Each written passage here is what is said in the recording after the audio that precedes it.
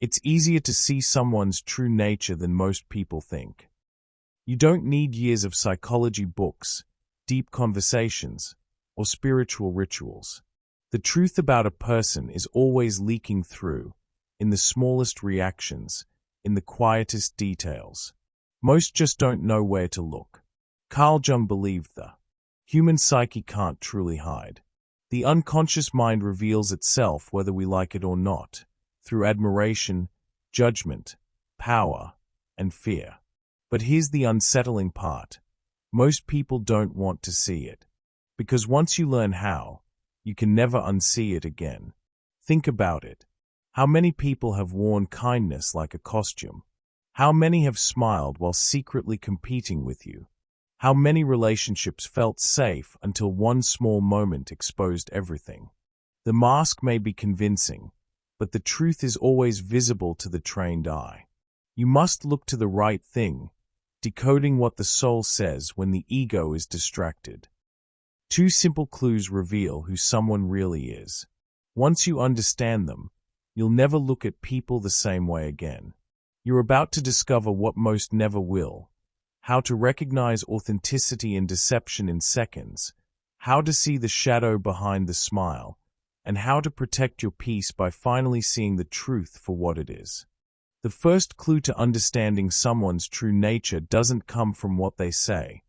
It comes from what they admire and what they despise. Watch closely. These are the emotional fingerprints of the unconscious mind. Carl Jung, in his deep exploration of the human psyche, revealed that admiration and contempt are not random emotions. They are projections of our own repressed self. When someone lights up talking about another person's confidence, creativity, or calmness, they are not just complimenting.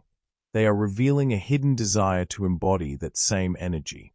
Likewise, when they roll their eyes at someone's ambition, control, or vulnerability, they are exposing the parts of their own shadow they have not yet made peace with. Think about it. Have you ever met someone who can't stop criticizing people who try too hard? Or someone who mocks those who show emotion? Jungian psychology would say, they are not reacting to the other person. They are reacting to the reflection of themselves they are not ready to face. The unconscious mind plays this clever game. It hides our lessons behind the people we judge. It's emotional alchemy in disguise. The person who despises show-offs might secretly crave recognition. The one who admires stoic leaders might be longing to find inner stability amid chaos. This is the first clue, the mirror that speaks before words ever do. In everyday life, this clue is everywhere. In workplaces, you'll see someone praise a colleague for being so confident, while feeling an unexplained sting of envy.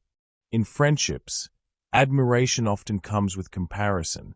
In relationships, contempt often masks fear.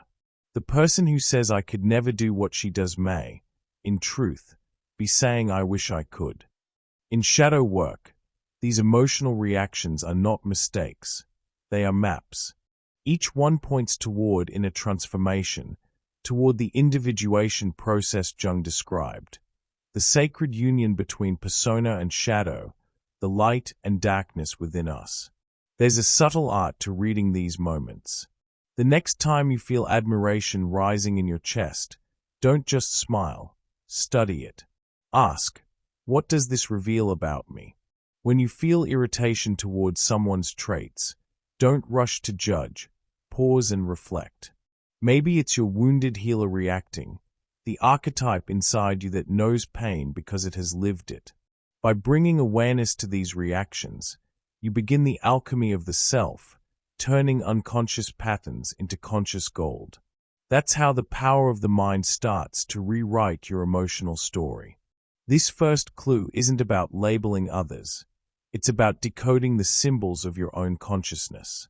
When you truly pay attention to what people admire and despise, you see the architecture of their inner world, their fears, desires, dreams, and wounds, all hidden in plain sight. It's in the influencer they idolize, the colleague they can't stand, the celebrity they secretly envy. Each reaction is a piece of the human psyche, a key to the meaning of life itself, if you have the courage to look. And once you learn to read this emotional language, the next clue becomes even more powerful. How people react to power and vulnerability. That's where the shadow speaks louder than words. The second clue is where the real nature of a person quietly steps into view. If the first clue shows what people admire and despise, this one reveals how they truly relate to power and vulnerability. Carl Jung described these moments as thresholds where the persona and the shadow collide, where the unconscious mind momentarily takes off its mask. Give a person even a hint of control or expose them to someone else's strength, and you'll see what's been hiding beneath their rehearsed kindness. Power doesn't corrupt, it exposes. Vulnerability doesn't weaken, it reveals. Jungian psychology sees both as mirrors that reflect how safe a soul feels inside its own consciousness. You can watch this unfold in love, the most intimate stage of the human psyche. Picture a woman who opens her heart, trembling yet sincere, finally letting herself be seen. She speaks her truth, her fears, her insecurities, but instead of meeting empathy, she meets distance. The man she loves shuts down, withdraws, or mocks her softness. That's not a lack of affection, it's fear, his unconscious mind reacting to its own repressed self. The wounded masculine cannot hold vulnerability because it was taught to bury it. And when the power dynamic flips, when she becomes radiant, successful, at peace with herself, his shadow feels threatened. His ego interprets her light as competition, not connection. This is the unhealed child within the man, mistaking love for hierarchy, tenderness for loss of control. But power doesn't only whisper in romance. It echoes through offices, friendships, and everyday interactions. Picture a boss who's kind to his superiors but sharp with his team. Or that colleague who shifts tone the moment they get promoted. Yesterday humble, today condescending. These aren't new behaviors. They are old shadows with microphones. Jungian psychology reminds us that the unconscious mind projects hierarchy where there is none. It's emotional alchemy turned upside down. There's a story I once heard about a man who treated waiters rudely but praised CEOs. He believed he was simply respecting success, but what he was really doing was revealing his own inner wound, the repressed self that equated worth with status. The unconscious mind loves to sort people into ladders it imagines to be real. But if you want to know someone's true depth, watch how they treat those who can offer them nothing. That's where shadow work stops being theory and starts being transformation. Healing the inner child often begins here, in learning to stand before both power and vulnerability without losing yourself. And when someone finally faces their own weakness, that's where the true alchemy begins. Real strength is not about dominance, it's about integration, the sacred merging of the warrior and the healer within. Jung's individuation process isn't a climb to superiority, but a descent into humility. In dream interpretation, symbols of power, crowns, thrones, radiant light, often appear beside symbols of surrender, open hands, tears, broken mirrors. Both are essential, both sacred. The ego seeks control, but the soul seeks union. To walk this path is to learn the quiet art of emotional awareness, holding your strength without crushing in others, and embracing your softness without collapsing. For many women, this second clue becomes a revelation, the realization that authentic love doesn't demand shrinking to be safe, or hardening to be respected.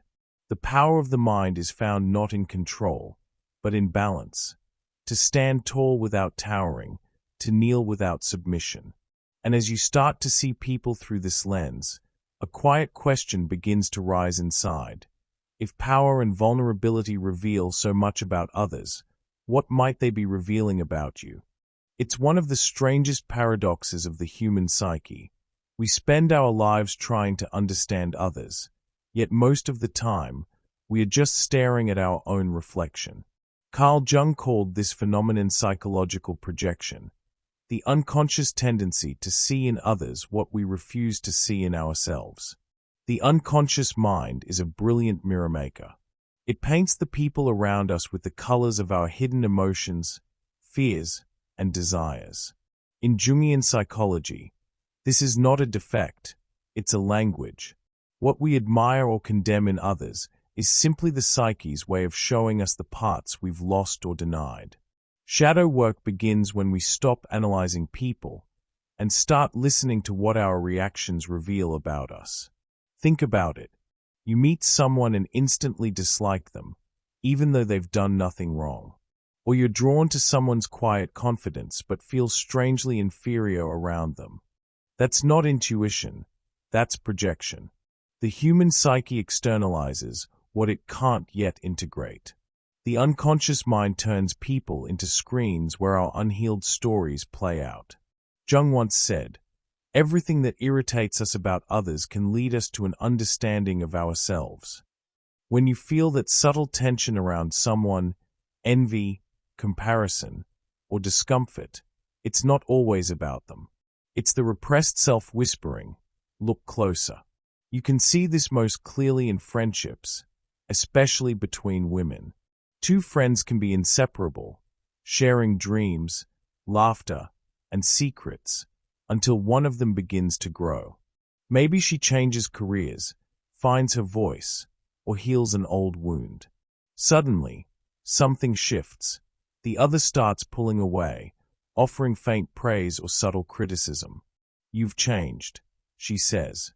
But what she really means is, "You've awakened a part of me I'm not ready to face." The collective unconscious plays this game beautifully. Admiration turns to distance, closeness turns to unease. It's not betrayal, it's the shadow in motion. The bond isn't breaking, it's revealing what was hidden beneath it. We've all seen it happen. A woman who feels unseen might project her own insecurity onto a confident friend, calling her self-centered. A friend who struggles with boundaries might label another as cold. These small judgments are not moral failures, they are mirrors. Jungian dream symbols often show mirrors cracking when truth emerges, not because they are breaking, but because reality is expanding.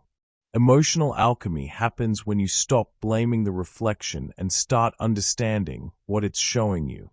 The meaning of life, Jung would argue, is not found in fixing others, but in decoding the patterns through which your unconscious mind tries to heal itself. And here's where the alchemy deepens. Projection isn't something we eliminate, it's something we integrate. The power of the mind lies in reclaiming the energy we've scattered into others. Healing through awareness means realizing that the person who disappointed you might have simply revealed your own expectation of rescue. The one who changed may have just stopped mirroring your pain. Once you begin to see people not as villains or saviors, but as symbols of your own unfinished story, everything transforms. Every relationship becomes a lesson in emotional awareness. Every conflict a mirror for self-integration. And maybe that's the quiet truth behind connection. We don't lose people because they change. We lose them because they start reflecting the parts of ourselves we still refuse to meet. Every person you meet is wearing a mask, not out of deceit, but out of survival. Carl Jung called this mask the persona, the carefully crafted image we show the world. It's the version of us that knows how to smile at the right time, how to say the polite thing, how to stay composed when chaos lives just beneath the surface. The persona isn't evil, it's necessary. It protects us from judgment, rejection, and shame. But as the years pass, it begins to blur with our true self. We forget where the mask ends and where the soul begins. And that's when life starts to feel strangely hollow, when you're loved for the part you play, not for the person you are. We can see these masks everywhere, if we look closely. There's Laura, the woman everyone calls the strong one. She's the friend who never cries, the one others lean on during their storms. But she goes home and weeps in silence, afraid to admit she needs help too. Her mask is resilience, but her shadow is exhaustion. There's Maya, always the peacemaker, the one who smooths every argument and says, "It's fine, really." Her smile is soft, her tone calm, but her chest tightens each time she swallows her truth. Her mask is kindness, but her shadow is fear of abandonment. And then there's Sophie, the confident one, the woman who lights up every room, always laughing, always on. But at night, she stares at the ceiling wondering who she'd be if she stopped performing. Her mask is charisma, her shadow is loneliness. Each of them learned these roles young, and haven't stopped playing since. As children, they noticed which behaviors won love and which triggered disapproval. Laura learned that being vulnerable made adults uncomfortable, so she armored herself with strength. Maya realized that anger pushed people away, so she traded her voice for peace. Sophie discovered that attention brought safety, so she kept the spotlight burning even when it blinded her. These stories are universal, woven into the collective unconscious. We all learn to hide certain parts of ourselves to belong, and then spend adulthood trying to remember who we were before we started pretending. That's the paradox Jung called the divided self, the tension between authenticity and acceptance. Sometimes, the mask cracks, and in that tiny fracture, the soul takes its first breath in years. It can happen anywhere: a quiet breakdown in the car, a tear that slips during a meeting, a truth that bursts out mid-conversation before the mind can stop it. The unconscious mind always finds a way to speak. Jungian psychology calls this the return of the repressed self, the moment the shadow demands to be seen. Shadow work isn't about destroying the mask. It's about letting the hidden parts of you step into the light without shame. The power of the mind lies in integration, in understanding that what we hide is often where our greatest truth lives. In relationships, these masks become a dance. People fall in love not with each other, but with each other's personas. A woman dates a man who seems grounded and strong, later discovering he wears calmness like armor, terrified of losing control. He falls for her gentleness, not realizing it's the product of years spent silencing her anger. And one day, both shadows slip through the cracks, and the illusion collapses. "You've changed," they say to each other. But maybe they haven't changed at all. Maybe they are simply meeting each other for the first time without masks. Jung would say this is where true love begins, not in perfection, but in presence. When two shadows meet, honesty is born. In the modern world, the mask is even easier to maintain. On social media, people curate fragments of their persona: filtered joy, clever captions, controlled vulnerability. The archetypes play their digital theater: the hero, the martyr, the healer, the flawless mother. But if you look closely at the pauses, at what isn't shown, you'll feel the presence of the shadow there too. The collective unconscious seeps through every scroll. Jung believed symbols and meaning are everywhere, waiting to be decoded. The smiling photo after heartbreak, the inspirational quote posted at midnight, the silence after success. Each one whispers, "I'm still here. I just don't know how to show you." The mask and the shadow aren't enemies. They are partners in the same story. The persona helps us survive. The shadow helps us evolve. Healing through awareness begins when you stop shaming the parts that hide and start listening to why they had to. When someone wears a mask too tightly, it's rarely pride, it's pain. Sometimes, the strongest person in the room is the one quietly falling apart. And when you begin to see this, judgment turns into compassion. You start reading people not by their behavior, but by what their behavior is trying to protect. And maybe that's the essence of true perception, learning to see beyond the mask, not to expose someone, but to understand them.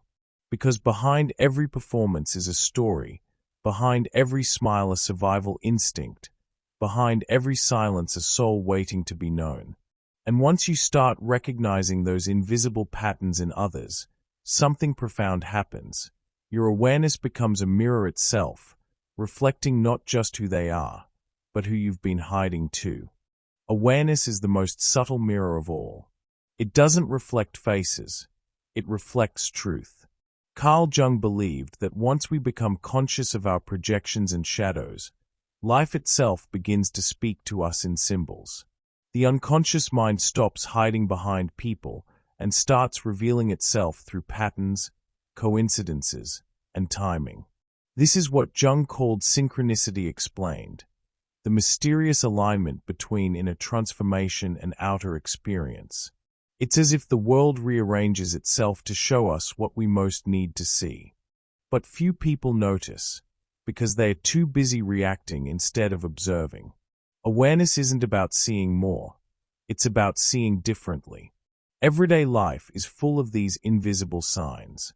You think of someone and suddenly they call, not magic, but resonance. You meet a stranger who says exactly what you needed to hear. You repeat the same kind of relationship, again and again, until the lesson finally sinks in. These are not accidents. They are reflections of the collective unconscious playing out through circumstance. The power of the mind is far greater than we admit. It constantly projects our inner world onto reality, waiting for us to wake up and read it. In Jungian psychology, this is the moment when consciousness meets pattern, when the veil between self and world thins, and you realize the two were never separate. Some people experience this awakening through pain. A woman keeps choosing partners who silence her voice, until one day she finally sees the pattern, and in that moment, her awareness breaks the spell. Another keeps meeting people who take advantage of her kindness, until she understands that her boundaries were never cruelty, but self-respect. These realizations are not coincidences.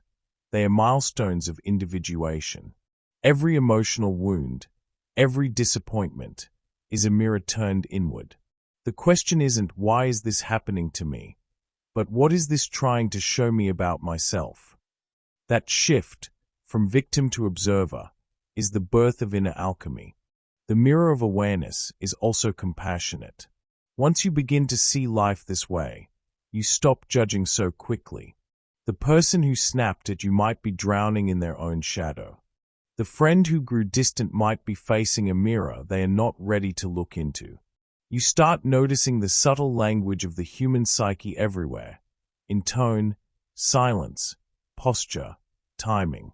You begin reading symbols and meanings like secret letters from the unconscious. This is depth psychology at its most human, not cold analysis, but empathy sharpened by insight. You no longer take things personally, because you understand, everything personal is also symbolic. When awareness becomes a habit, life itself turns into a dialogue with the soul. Every event, every person, every emotion becomes part of your individuation process, guiding you toward wholeness. The hero's journey stops being myth and becomes your daily routine, falling, reflecting, rising, and evolving. You begin to sense that the universe isn't testing you, but teaching you, that the people you meet are not random, but reflections.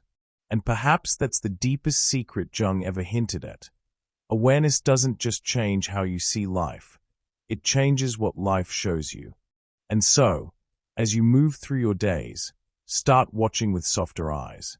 Notice who makes you react, who makes you open, who makes you think. Ask yourself not why are they like this, but what part of me are they showing? Because once you start reading the invisible signs, you stop walking through life half asleep. You start seeing.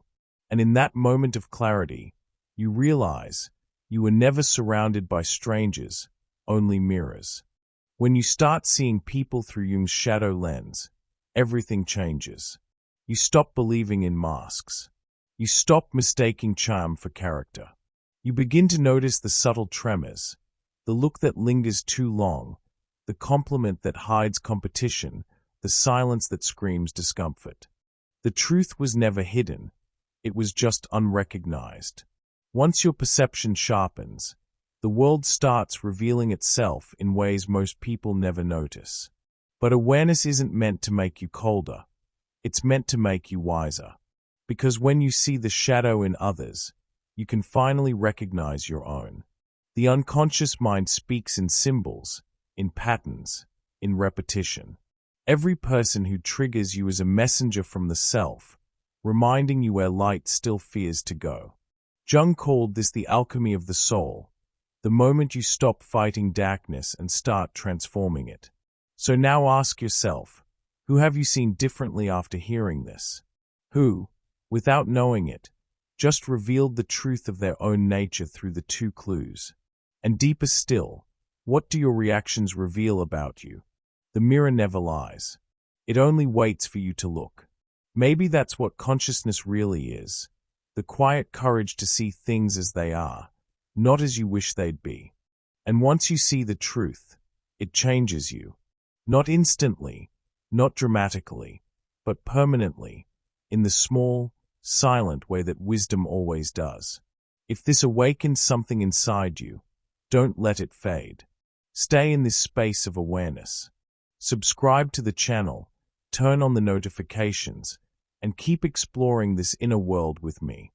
Because in the end, when you know how to look, just two clues are enough to see someone's true nature.